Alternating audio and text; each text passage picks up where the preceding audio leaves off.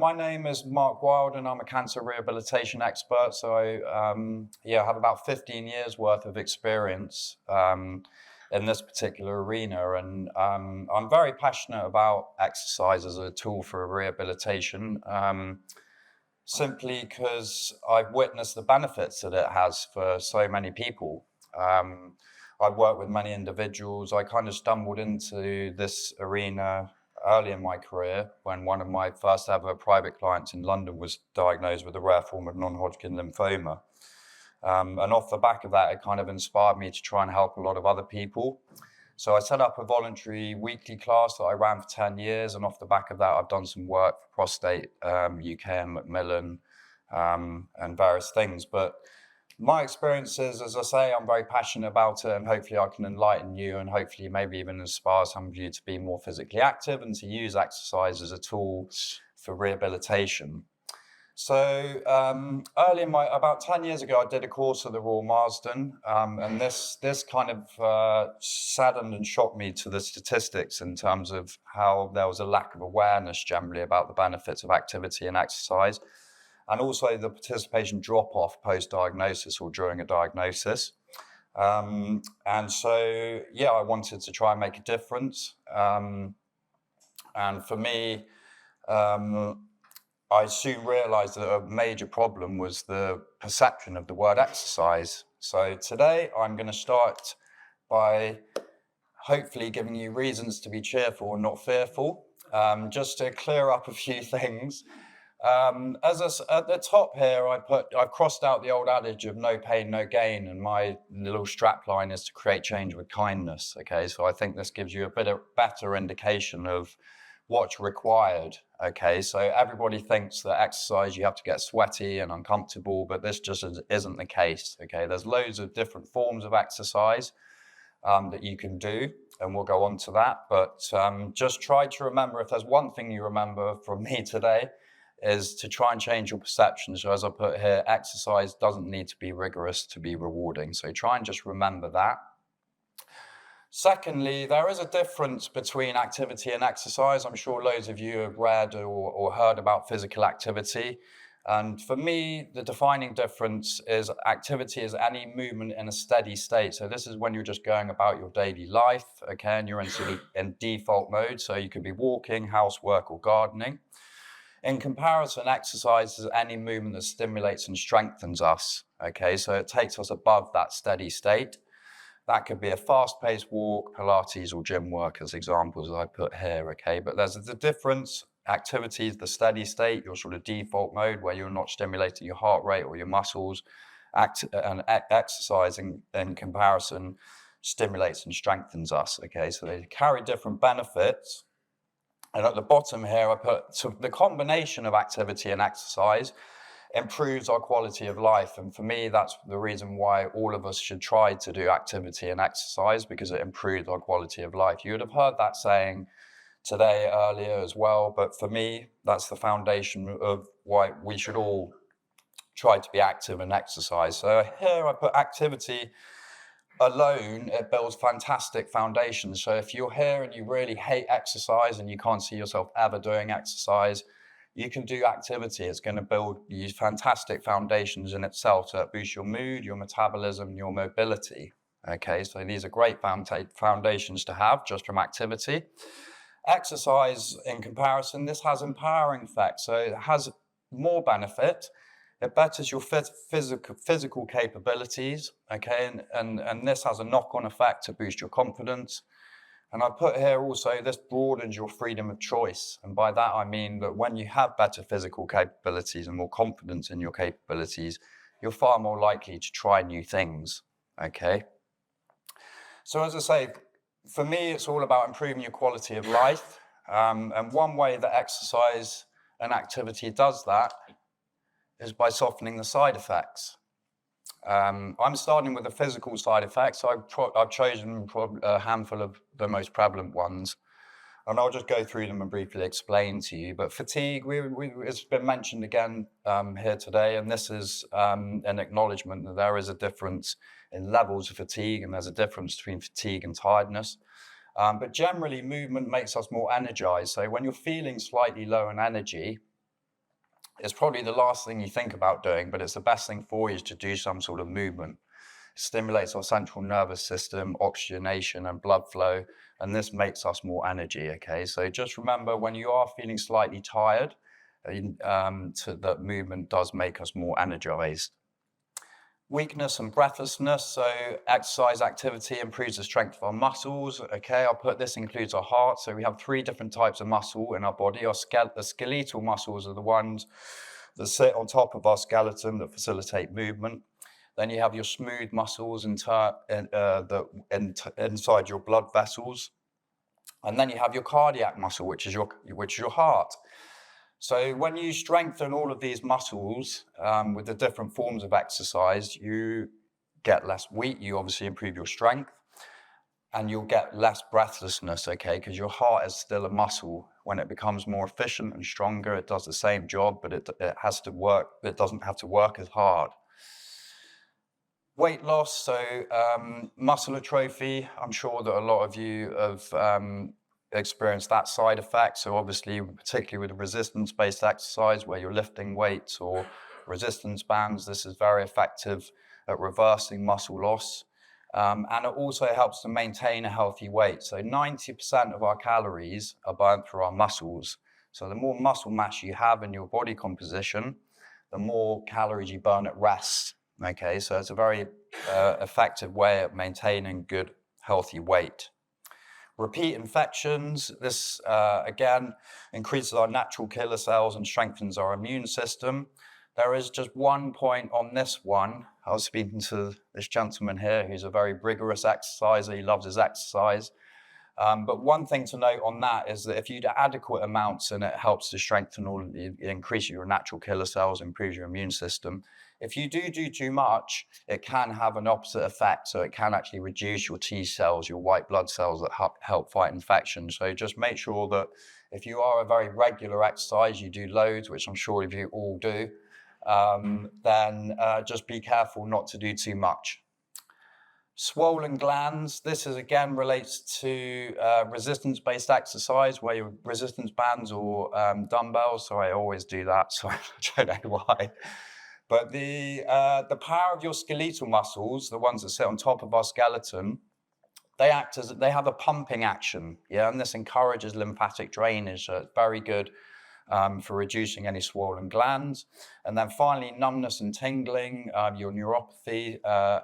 Every muscular contraction that is stimulated through movement and exercise, it starts from our motor neurons that go from our mind to our muscles. And then our sensory neurons fire back from our muscles to our mind, okay? So improves the efficiency of our nerves, which helps with reducing numbness and tingling. So I have a saying that exercise, well, movement is a mechanism for your mind. People ask me why I exercise, and I just point to my head now. It's so important for our mental health. In society, we have this sort of, over time, we sort of cut our heads off from the rest of our body when it comes to exercise, but obviously we are as one. So softening the psychological side effects. So depression, endorphins, these are chemical messengers that are released by our pituitary gland. I'm sure that you guys have probably heard of these. So it improves our mood generally. And also it helps to install a more positive frame of mind. And by that, I mean that when you exercise and you do activity, you produce levels of self-attainment. So you've done something good for yourself. Okay, and when you feel that you've done something good for yourself, you're more likely to have a more positive frame of mind. Okay, so it's a very good way of improving your self-efficacy. Anxiety, again, this links into the same endorphins, so it lowers our stress hormones associated with anxiousness, and it also gives us an avenue for release, which links me on to the next set of psychological side effects that you may have experienced. And these are negative emotions. So I put here anger, sadness, frustration. But exercise in particular and activity, it provides an avenue to release. Okay, we need to release things in our body. I say like sweats like tears. And when you release things from your body, including stretching, reducing your tension, it helps us to control our emotions. And then we'll go on to confusion. This is particularly for cardiovascular-based exercise where we get our heart and our lungs stimulated. And this helps. I'm a big advocate, you'll hear in a second, of doing exercise and activity in the morning because it gives us more clarity, the oxygenation, the blood flow to your brain. So it helps to give us more clarity to our thought processes. And then finally, poor concentration. Now, I always giggle with poor concentration because 95% of us lack good concentration now, particularly the younger generation, because we're used to flicking through things, and life is, we have lots going on in life. But our ability to concentrate is diminished. But exercise and activity helps us to improve our levels of focus and our concentration. And that, because it teaches us to be present, particularly with sport or activities where you're actually doing something, okay? So it could be gardening or anything, but it teaches us to be present, okay? More present in the moment. So those are just a handful of examples of how being physically active and exercise helps to soften all these side effects. Hopefully I've enlightened you to some new ones that you weren't aware of. But as I say, movement and exercise in general is a really important mechanism, not just for your body, but also for your mind. So I'm going to move on now to the most important aspect of any sort of exercise and activity. So my philosophy is simple, is routine is the only route to results, okay? And that's because it should be a part of your lifestyle, okay? And that's the key, is I don't like the word program because that has an end. Routine reflects a lot more what the requirements are, what you're looking for, okay? So I'm going to take you through very quickly just the basics of forming a routine. And the first thing is probably the most simple thing, but it's often hard because we're time strapped and we have a lot going on in life. But try and look at your weekly diary, and you want to try and lock in regular slots, okay, same time and day. And this helps it, obviously, for you to install routine and eventually for things to become autonomic. So try and lock in regular slots for movement. This is going to be feasible for you, so it's got to have to obviously fit your lifestyle. As we heard, everybody's different, everybody has different lifestyles, etc. But try and lock in regular slots in your week. And then secondly, just to focus on your foundation. As I said before, activity alone builds fantastic foundations for your mood, your metabolism, your mobility. So try to focus on your foundation, lock in your weekly slots and focus on your foundation. Get your activity, be as physically active as you can, okay? 3 different ways that you can probably quite easily integrate more activity into your lifestyle. I've come up here with choose to move. So my 20-minute rule of transport yourself, not be transported, is just something to integrate more movement into your lifestyle. So if you are going about your daily life and things, or you're maybe meeting a friend and it's within a 20-minute walk, try and transport yourself. Don't be transported. So forget the taxi, the train, the car. Try to integrate that little rule into your life. And it's an easy way of just getting extra activity in. Again, similar line of thought, morning walks. So it's a great way to start your day. So morning walks, as I said before, activity possesses a really powerful tool in terms of giving us more clarity of thought. It's a really good way to open up your day, put yourself in a better mood, improve your metabolism. And especially if the sun's shining. I'll go on to vitamin D later, but the sun the vitamin D is a happy hormone. So morning walks are a great way to start your day. Have a go at hobbies as well. I think hobbies and sports, as I touched on earlier, they're very, very effective at keeping us engaged. Yeah, they keep us in the present because we're not thinking about other things. We have to think about what we're doing, whether it's bowling or playing golf or whatever. I put a few examples here. Hiking, I know it's walking again, a bit boring, but gardening, bowling, golf. Pickleball is a very short form of tennis. It's becoming quite popular. Has anybody heard of pickleball? Yeah, so a very short form of tennis. And as I say, those ones are very, very, I'm a massive advocate of doing hobbies because more for your mental health as much as your physical. So you want to try and aim to do as much as you feel capable of, okay? You're going to have to acknowledge that on certain days your fatigue may be too big or your side effects too great to be doing too much, but just try and do as much as you feel capable of. I put here every step counts. So when I work with people, I try and get them to, when they're walking, to visualize every step as one in the right direction. Okay, you're getting benefits from every single step, but try and think about going onwards and upwards. Okay, so that's the basics of your routine. Now, hopefully, you'll add in a little bit of exercise. So I came up with the 4 S's of exercise selection. Okay, this just gives you a little overview of the different forms of exercise that are available to you. Remember my analogy of create change with kindness. But I came up with the 4 S's. So you'll add this on top of your activity when you're forming a routine if you can. Yeah, you'll get added benefits. So the first S is strength. So this could be dumbbells, resistance bands, or body weight. I have a saying that strength simplifies your life. So if you have added strength in your body, you're much more physically capable of performing daily tasks like carrying a shopping bags. And the reason it simplifies your life is because you have to expend less energy doing it. Okay, so when you're stronger from your exercise, your activity levels become a lot easier. The second S is sweat. I'll put that one in inverted commas. But this could be a fast walk, cycling, or cross trainer. As I said, it's a really important form of release, this type of exercise, okay, getting your heart and your lungs stimulated through cardiovascular work. Suppleness. I'm a massive fan of anything stretching, yoga, Pilates, movement-based stuff, because it helps prevent injuries, but it also gives you more energy flow throughout your body. So suppleness work could be anything from Pilates, stretching, yoga, Tai Chi. And then your final S is stability.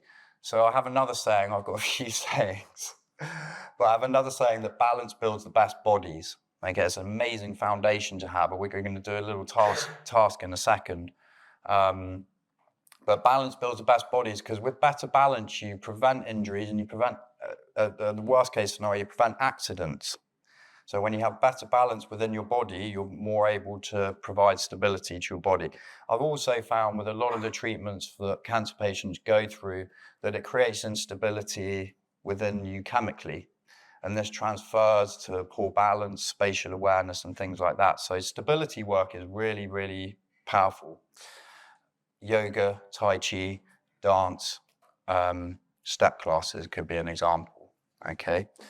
And your aim to do on this one, I put here 2 different levels. So maintenance for me is 1 to 2 sessions per week. So with exercise as well, you don't need to be doing hour-long sessions. 20 or 30 minutes is absolutely ample. So you're looking at an hour a week for maintenance, which means you're going to gain the benefits, but the benefits will then level off. If you want to really make a significant difference, i.e. you're sort of on a mission and you want to feel results quite quickly, to make a real difference, you're looking at sort of 3 or more sessions in a week, okay? But that's only equates really to about an hour and a half in your week, okay?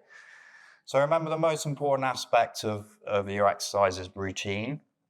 Focus on your foundation, add your exercise in, make sure it's feasible for you, okay? So this brings me on to my next slide. So a strong mind builds a better body. So most people, the hardest part of exercise is turning up, okay? A few nods of the head. So here I've just put, 4 top tips for making and maintaining your motivation. So remember your why. And I love, for me, people should you do exercise and activity to improve your own quality of life. It's for yourself. And it's also for your loved ones, as someone touched on earlier. I've been working for patients for a long time, and I've also supported family members. And as all of you are aware, some of you may be supporting people in here now, there's a strain on them. That, it's an emotional, mental strain when you're looking after someone. But when that person is looking after themselves as best they can, it helps to alleviate some stresses and strains that come when you're the support of the person that's going through the illness, okay? So remember your why, and you're doing it for yourself, and you're doing it for people that love you. Number 2 is to leave your kit out. So out of sight, out of mind. A small, tiny little prompt may help. So just leave your trainers by the front door, or leave your gym kit over your chair, something like that that's going to help you or make you feel bad or worse if you don't do it. I always say you always feel worse for not doing exercise just because you know that you'll feel a bit guilty at the end of the day. Number three, as I touched on earlier with your morning walks, make your mornings matter. So get it done, as a saying I like, because you feel the benefits for the whole day. So you're far more likely to maintain self-motivation when you feel the benefits for the whole day in comparison to maybe if you do exercise or activity later in the day, that window of feeling the benefits is shorter. So try to make your mornings matter. The other point on that one is the fact that you're less likely to find or make excuses or for your day to run away with you. So try make your mornings matter. Number four is to remember how you feel at the end. So you'll always, whoever you are, everybody's different, but whoever you are, you will always feel better having done activity or exercise. Okay, so to try to get you to start and to keep you going, always remember how you feel at the end of a session, of how you feel having done it. Okay, and that will help you to make the decision to get going and to keep you going as well. So going on to the bottom, the 4 tips, believe it or not, exercise can be enjoyable. And my tips here, just for elevating the enjoyment, number one, I think community, for me, I did this voluntary class for 10 years, and people didn't turn up to see me or do exercise, they turned up to see each other. And that's the thing, community, specifically when you're fighting a rare illness, is really key because you meet people you can relate to. And you can make friends. So partner up and add a social aspect to your activity or exercise. Could be a family, a friend, or as I say, try and meet people and add a social aspect so you can catch up with people and sort of kill 2 birds with 1 stone. So add your social element. Number 2 is to be open-minded. So you never know unless you try. For me, that was my journey. I was very narrow-minded, like most 20-year-olds. In my 20s, 30, I was very narrow-minded. I never thought I'd get into Pilates or anything else. And I got into Pilates and I absolutely love it. Very passionate about Pilates, and I never even thought I'd do it, let alone enjoy it, and now I do. So try and be open-minded because you never know, there may be something that you enjoy doing. Number 3 is to find the right environment. So be where you are most comfortable. So personality-wise, if you're introverted, a little bit more like me, then you may find some comfort in your own home, or in the solace of a quiet park. On the flip side, if you're a bit more extroverted and you enjoy people's company, you may find that a class or something similar to that may suit you a bit better. But always find, there's different environments you can do it in. Try and find an environment that you feel comfortable in. And then number 4 is to turn on your tunes, because music is magical for our mood, okay? And it also often detracts from what we're doing, which often with exercise in particular, it's a good thing, because your mind's not on your muscles burning, it's on your music turning. Just came up with that one. May have to keep that one. And then just to summarize, guys, the 5 R's. So these are the requirements for a rewarding routine. This is like a summary. I put the requisites here. As I said before, a strong mind builds a better body, but be patient, 3 Ps, be patient, positive, and persevere. Okay, I have a saying that progress comes in patches, and it does. Everybody's different. You're going to find that you feel maybe results in different times and things like that. So just remember that progress comes in patches. So be patient and just stick at it. Be positive. So try and focus on the things that have changed, not what haven't. As a lot of people make the mistake of sort of thinking, oh, I haven't, and then they forget about the fact that they've actually made some positive changes. So always try and maintain a positive frame of mind and persevere, never give up. Yeah, try and keep going until you find the routine that works for you.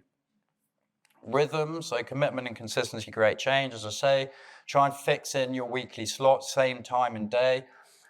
And that makes a habit. And when it becomes a habit, it becomes autonomic. And when it becomes autonomic, you don't have to drain your brain to find motivation and things like that. And that's the key. When you know you've made a habit, people's idea of how long a habit takes to install differs. But for me, I think, the longer, up 8 to 10 weeks really for me until you install a habit. And then it's about keeping it going. Number 3 is well-rounded. So install the foundation of your activity and then be open-minded towards doing different types of exercise. Even if you're a regular exerciser, all of these different forms of exercise that I sort of put in the 4 S's, they all carry different benefits. So be open-minded towards your exercise selection. And the thing with this is, when you have a well-rounded routine, it's more rewarding, okay? Rather than sticking with one form of exercise, try and have a well-rounded routine. Rule number 1 is to listen to your body, so be conscious of how it reacts and it responds during and after your exercise in particular, also your activity, okay? And this rule number 1 of listening to your body will basically help you to tailor a routine that best suits you. Okay, so when you're conscious, you listen to your body, you see how it reacts. If it's too sore for a long time afterwards, it may be that you're doing too much or you're doing something that's a bit too strenuous. Okay, so always listen to your body. And then the final one, number 5, is a rejig. So I put here, variety is vital. Our bodies do become like robots. Okay, so if you're doing the same thing over and over and over again, there's going to come a time when you're not going to feel the benefits anymore, because your body's adjusted. I like people to do every 10 weeks to try something different.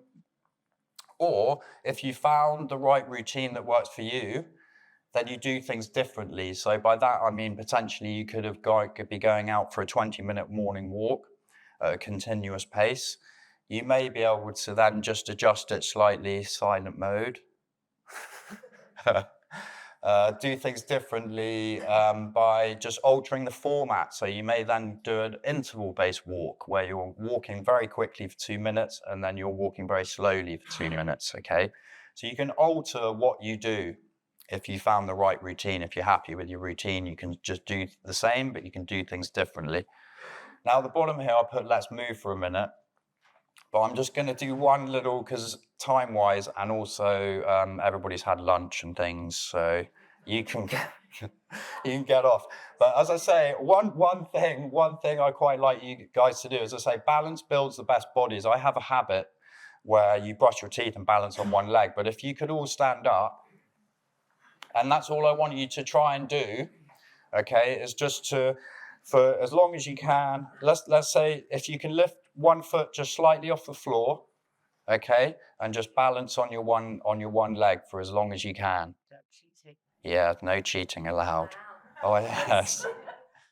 You can cheat slightly if you put your arms out slightly wider if you're losing stability. Yeah. If you're finding it very easy, you can close your eyes and then you'll start all falling over. And then let's swap legs and listen to your body. So this is a good example of listening to your body. So if you swap your leg, and then you'll find out which side you think you have better balance on. And I can bet my bottom dollar that a lot of you, if you're right-sided, you'll probably have worse balance on your right side than your left.